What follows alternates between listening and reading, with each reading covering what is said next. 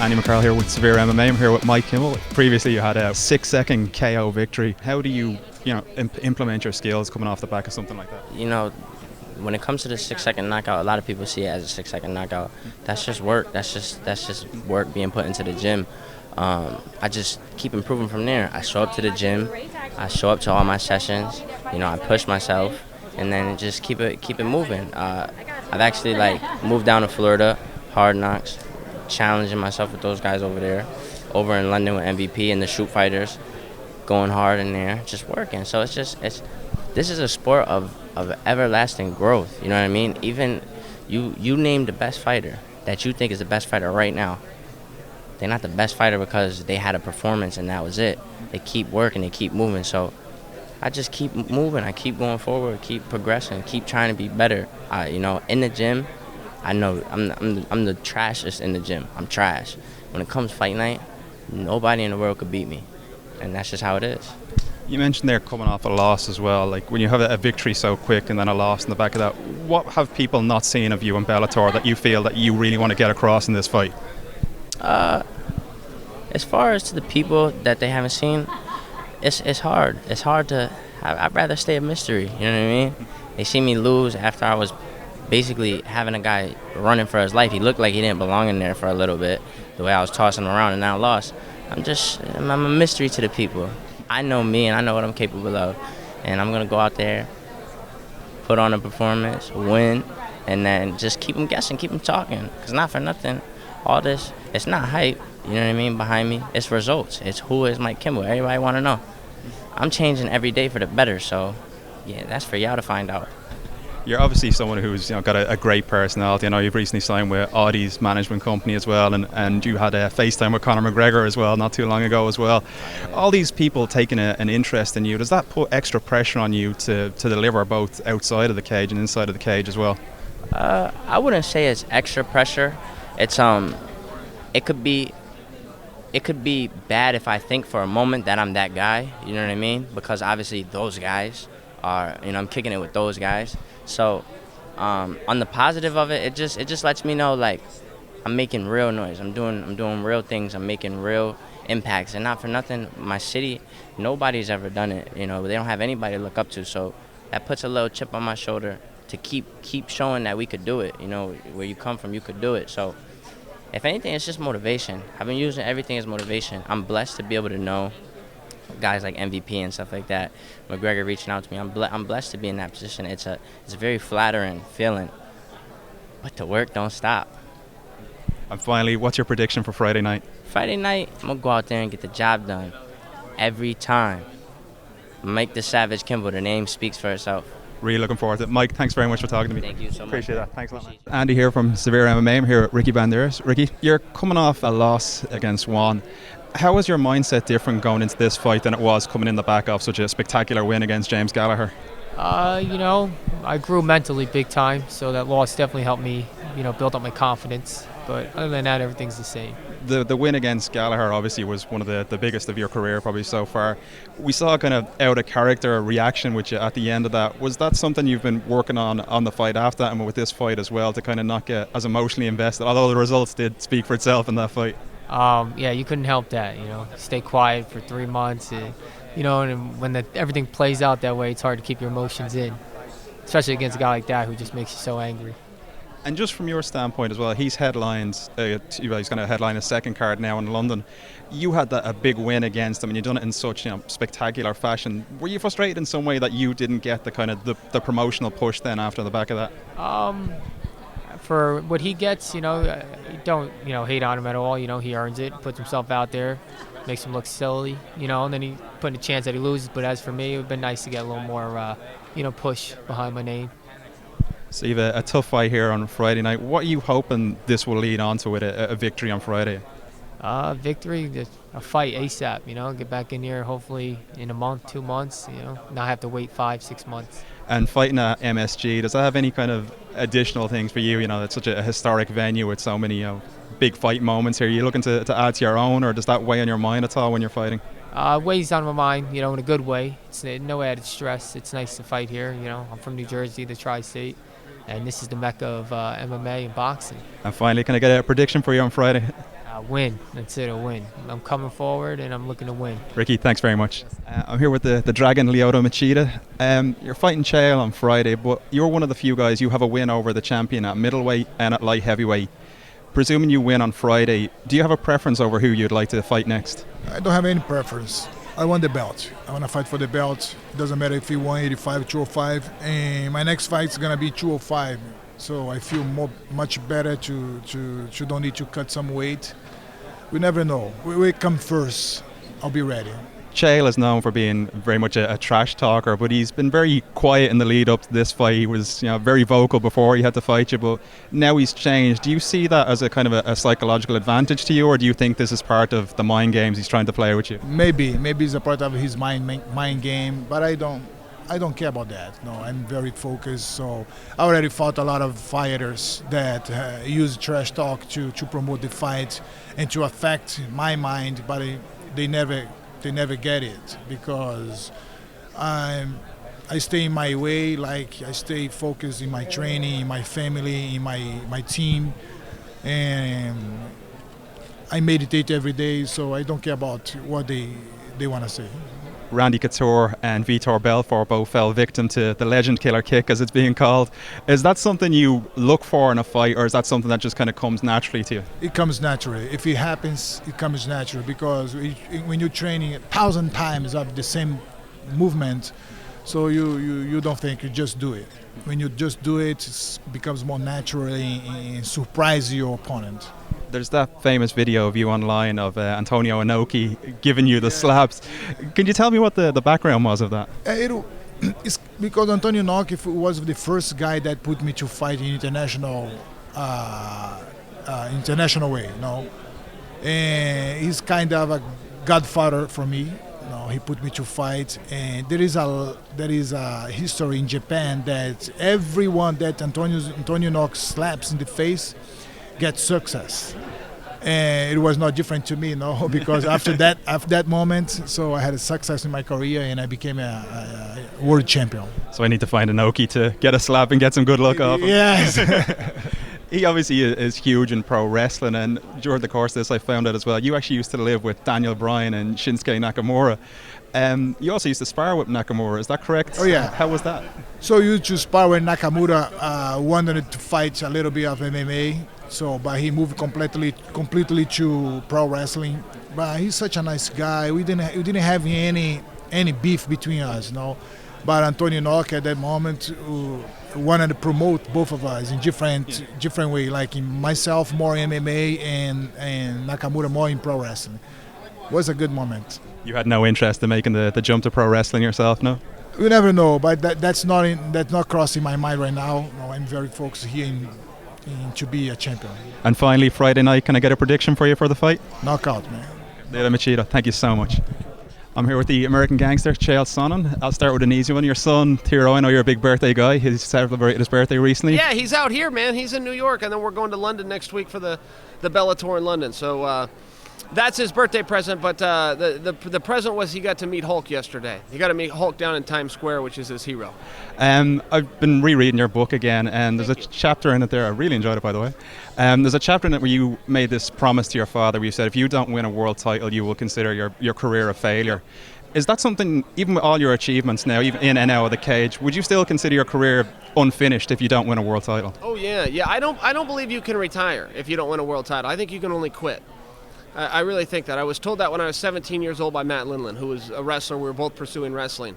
But Matt told me that. He said, you either win a world title or you just quit. You can't retire. And I believe that. I don't want to quit. You're someone who's really helped promote the Bellator name. When your career eventually does finish, is the promotion or something like working with Coke or something that you would like to do, or is that something, or do you have a completely different interest? Oh, no. That's exactly what I will do. Yeah. I'm very loyal to Bellator, and it's growing so rapidly, worldwide, selling out arenas all over the place. And it's a lot of fun, and I'm only this smart. I'm on the coach. Coker's right, but even to be a small part of something that's succeeding, yeah, man, it's a good feeling.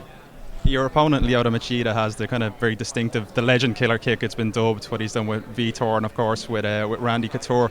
Is that something that's in the back of your mind during training, or something you would train specifically for, or is that something you try and put out of your mind completely?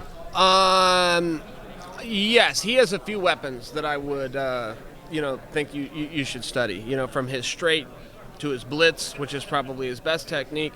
That straight kick is hard to see. He's got a knee that's a little bit hard to see, and he throws it really hard. So, yeah, I've studied that front kick. You're somebody who's never been afraid to take on a fight with anyone. Do you think that MMA is kind of following the boxing model now? When you see guys like Pico or James Gallagher who are written off after one loss and kind of sold, they're all hype. Do you not like that the sport is going for that, and you think that people will be afraid to take matches they may lose just because they won't get a big match then in the future? Yeah, I think it's unfair when that happens. I really do. Guys need to be able to go out and be competitors. And it seems like it's very hard to please the audience. You have some audience that says, hey, listen, I don't like the entertainment area that we're in. I don't like a guy that can cut a good promo on a microphone and all of a sudden get his way matchup-wise. And then you have other people that say, well, I'm a purist, and you can't be a purist and not enjoy the fact that a guy goes out there and competes, and with competition come losses. I mean, look, they're doing this NBA thing right now, calling it a world championship, even though it's not, but they're doing this NBA finals thing right now. The Raptors not only have lost, they lost in the last 3 days. The Warriors not only have lost, they've lost multiple times in the last week. But in these other sports, that's what happens. When you go out there and you play the best guys and you play hard and you put it on the line and it's a two-man sport, somebody's going to have more points when time runs out. What do you do if you're a real competitor? You get up the next day and you play another game and you try again. In fighting, you don't have that opportunity. So, if you're a Pico and you're coming off a loss, you got to sit on that loss and all these bad things that people remember about for 4 or 5 months before you're given another opportunity. It's one of the tough parts about the sport. And the fans, oddly, go along with it. Whereas they wouldn't do that to somebody else. They wouldn't do that to the Toronto. They want to go see the Raptors play. The Raptors just lost. They want to go see Golden State play. Golden State just lost yesterday. They suck, if that was MMA terms. Yeah. In basketball, no, you get up, you shower up, and you try it again. That's what a fighter does. And finally, I know you're a big wrestling fan. What do you make of the new AEW company? Is that, going into that something you'd be interested in? I know you tried out of the power plant at Atlanta for WCW a couple of years ago. Would you be into making the shift to something either in front or behind the camera for them? No, I wouldn't do anything with pro wrestling other than buy my ticket, take my son, and go be a fan. And I have a great time when that comes to town. I think the AEW put on a very good show, but I don't buy the fact that there are competitor events. It looking more and more like Vince is behind the AWE, or AEW as you're calling it. It looks like he's the secret money behind that and pulling the strings, in my opinion. I called that with the WEC very early on, which turned out to be true. But this looks like a Vince product if I've ever seen one. Chael Sonnen, thank you very much. Pleasure. Nice to meet you. I'm here with Dillon Danis. Dillon, obviously you have the best jiu-jitsu credentials of anyone in Bellator. How conscious are you that you want to drag people into your world when you see people like Pico, who has such a great wrestling base, getting into striking fights? Is that something that plays in your mind going into a fight, that you don't want to show you're just a jiu-jitsu guy, or do you just want to drag them in? No, I don't think so. I think I'm different. Why not do what I've been training my whole life? There's no room for error in MMA, man. One punch, one kick, you never know, so why play around? Why not just finish the fight with what you're good at? So, eventually maybe down the line I might want to knock someone out, just have the highlight reel, so people can see it, show I knocked out someone. But, I think jiu-jitsu is more beautiful than a beautiful knockout. Like, some people see a beautiful knockout like this. I see a beautiful submission. It's more, if not more, beautiful to the eye to me, so it doesn't really matter. I know your coach, John Kavanagh, he's a huge proponent of jiu-jitsu. He's a big jiu-jitsu guy. What's it like working from him from that standpoint? Obviously, you've worked with some of the best people in the world. How does John compare to people in there? John is he's unique. It's hard to explain him. He's not like everybody else. He has a different kind of mind, even for MMA jiu-jitsu and regular jiu-jitsu. He's just the kind of guy that you need to reserve his brain. He just knows everything. He knows every position. He knows every tendency. So guys like that are you need them, there's not too many of them. So he's a student of the game, even every day studying fights, new fights, this and that, man. It's crazy. It's awesome to see. It's good to have him with me. He breaks everything down to a middle school, and he's awesome. This is obviously your second MMA fight. You're here on the main stage. You're fighting in Madison Square Garden. Does any of the pressure of this ever get to you, especially with so relative little MMA experience? I always say when you're this good, you don't feel pressure. I trained for this since I was a kid. Obviously, some things you feel and you're like, holy shit, but it's all about being it's all about just staying calm and just being you. You just have to stay true to who you are and into the moment and appreciate it, and just you're gonna overcome it. So. Your opponent had 5 MMA fights, but he's also had a big amateur career as well. So he's almost 16 fights overall. I mean, and everybody's saying like, oh, he's taking this and that. It's like, dude, this guy has 16 fights. I only have 1 fight. I haven't fought any amateur fights, nothing. So I think it's a little, people are just talking shit. So You've called out Khabib and Ben Askren for wrestling matches. How serious were those challenges? And is that something that, if there was challenge was accepted, it's something you'd entertain? I don't think I called Khabib out for a wrestling match. I would do it, but I don't think I did do that. But that's Connor's fight, man. Him and Connor have beef to settle. That doesn't have to do with me. With Ben Askren, I would do that in a heartbeat. We actually were close to signing it, and then he took the Jordan Burroughs match. I was 100% going to do it. Yeah, I was 100% in. When you're doing that, like calling people out like Askren in different sports, do you have a set goal or a set focus of what you want to achieve in MMA, or is it just kind of you're taking it as it comes and all these opportunities, similar to how Conor done with the Mayweather fight? Yeah, it's kind of like what he was asking me, like, what's your goal in MMA and stuff? It's just be myself and do what I want and just, kind of just go with the flow and do whatever I feel is right. So I'm not really looking for anything specific. It's just kind of just rolling with the punches, Obviously, Conor McGregor, one of the best MMA strikers. You're one of the best jiu-jitsu guys.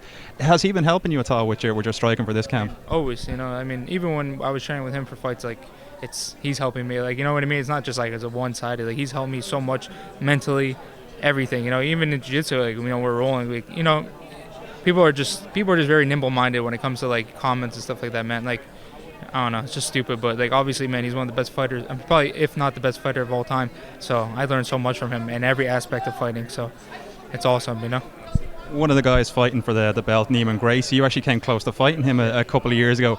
Do you have a kind of an envious glance over him fighting for the title now? Or is that something that would still interest you? No, yeah, why not? Down the line, yeah. But I was like, when Nailman used to be in the bracket for jiu-jitsu, we all be like high-fiving, like that's an easy match to get past. Like his jiu-jitsu doesn't compare to mine. And one day we'll find out, so we'll see. And another former jiu-jitsu opponent of yours, Gary Tonin, recently made the jump to MMA as well. Is that a fight that would interest you? Would you like to get that? I think so. He's a little bit smaller than me, but why not? I think it would be cool, That'd be awesome. Me, Gary, I'm happy for him. I hope he's doing good. I don't have any hate or envy over him, I feel like, jealousy and like stuff like that, that's just a drug, like, I don't know. I'm happy for those guys. Good that he's doing good, Finally, can I just get a prediction for you for Friday for the fight? I'm saying first round submission, but we'll see. I want to enjoy the moment when I'm in there and just, I don't know. Let's see what happens. Dillon Danis, thank you so much. Appreciate that, man. Nice to meet you. I'm here with Larkyn Dasch. Famously, you signed the bout agreement in your Hooters t-shirt, which everyone seems to have latched onto. Was that a very deliberate thing on your part to help build up the name, or is that just a coincidence? So for me, it was a coincidence. I guess my manager kind of did put a little bit of thought into it, but I was literally like on the clock. I was working doubles because I was supposed to go on vacation that weekend. So, it worked out, and then also I guess he had it kind of planned a little bit. So. You also host your own MMA and boxing show in Detroit. When you see people kind of jumping onto that aspect, are you kind of worried that they don't focus on the other aspects of your career that you have? Yeah, I just paused my college career in December with 1 semester left and a 4-year degree. So, I think a lot of people are like, oh, the Hooters girl. Well, I've been into MMA for 5 years. I was in college for 3 years. So, the Hooters thing is very new. It's something I'm passionate about. I love waitressing. I've always loved waitressing. So it's not something that I would quit doing even if I made even if I made $1 million, I would still enjoy waitressing. So, it's good that that's on there just because it is something that I enjoy doing. You're going from something, like your day job and this, and then all of a sudden you're fighting in the most famous arena in the world. Do you embrace that and think this is incredible, or is it just a huge amount of pressure on top of you now? Actually, I'm not nervous at all. I don't really have much pressure on me. I'm the underdog, so everything I'm going to bring everything I got to the table, and then everyone's going to see. Everyone's going to see that this will be the 11th time in the cage for me, and I'm not nervous. I'm on weight. I'm ready, so it's going to be exciting. Your opponent, of course, has this incredible Taekwondo background. What are you looking at to kind of nullify her skills in that department? Well, Taekwondo is not MMA. Unfortunately, there's a lot that goes into MMA. And I started strictly with MMA 5 years ago. And I've never trained in Taekwondo, just Taekwondo or anything like that. And I think my boxing skills have improved since I became a professional fighter. And then also I've done a lot of groundwork. So, she'll have to knock me out, with a kick to win the fight. And I know what it's like to go through a war as a professional fighter. I've gone all three 5-minute rounds. She's never seen the end of the first round. So, I mean, that's a huge difference. The 5-minute rounds versus the 3-minute rounds. She's never seen that. So I plan to use that to my advantage as well. And what would your prediction be for Friday? I mean, I'm planning on a knockout. I want a knockout. I've been working on my boxing skills. I was working with Randa Marcos this past week in Detroit, and she was giving me some tips to get a knockout. And finally, I'll ask you to put on your MMA analyst hat now and give me a prediction for the main event of the fight on Friday. Ooh. I don't know. I mean, I'm excited to see it. I've been so focused though on my fight, just because I don't want to think about the rest of the card. I don't want to think about anyone else. So, but I'm definitely gonna watch it. I'm not gonna go either way because I respect both opponents a lot, and I think they both have different skills they're bringing to the table. But I mean, we'll see. I'm excited to watch it. So. And finally, what is your goal that you hope to achieve in Bellator?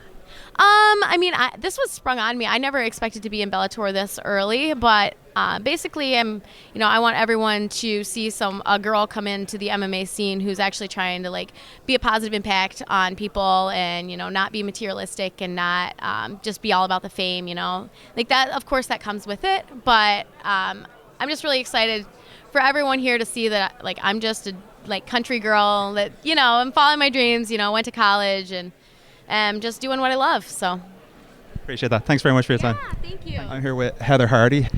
You have an undefeated boxing record. What made you want to make the switch to MMA, and is it something you're looking at to switch to full time, or is there a boxing match that would still entertain you? Well, I started MMA because of the money, because you can't really make a living as a world champion in boxing as a woman. And now I kind of like it. I love it. The politics of boxing are so disappointing and frustrating and upsetting, and they make you wait forever, and you really don't get paid that much. And I kind of don't have so much longer in my career to just kind of hang out and wait and see what happens. So I like the high pace of what's going on in this sport. One of the boxing matches that would obviously be in Irish, I'd have to mention, will be Katie Taylor. We saw last week a very disputed decision with that. Is that kind of the politics that you're mentioning, or would that fight be something that would interest you either? I mean, Katie is one of the best, right? The greats. And I can tell that by your accent that you'll probably hit me with that microphone if I say anything bad about her. Yeah, I mean, I thought she lost. And the politics of boxing would have said, all right, they're going to call it a draw because they're not going to take Katie's belt. She's a promoter's girl. But to make that girl walk out of the stadium without her belt, I just thought, man, Katie didn't beat her. You got to beat a champion, and she didn't beat that champion. And it just, to me, it made me so embarrassed of my sport and so embarrassed of what I represent. And I never want to be that. I never want to be that champion walking out of the belt because I'm politically the one who's supposed to lose. Yeah. I'd rather give it away, have it, take it. I don't need to be there. Would I like to fight Katie? Yeah, I mean, she's the only one who's getting us money. We're the only girls we're sitting down at her table to eat, so if she wants to fight me, I'm with it, baby. Let's go on vacation together. But, I mean, I'm 37 years old. I'm not chasing hopes and dreams anymore. I became a world champion, so. You said there that there's not a lot of money to be made, but your career prior to that, you were qualified as a forensic pathologist, I believe. How do you go from that to MMA and boxing? I don't know. I found out that I was good at fighting, so I just went after it.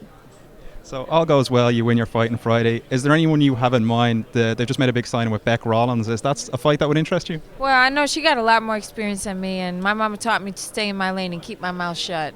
So maybe one day, I mean, that could be a big fight because we both have big names, and, she did that bare knuckle stuff. Everybody wanted to see me jump in there with her for the bare knuckle boxing. So I certainly wouldn't count it out, but I'm not trying to jump in the cage just yet. There are certain steps you got to get up there, and if I'm going to stick with MMA, then yeah, I'd love to make the moves that way.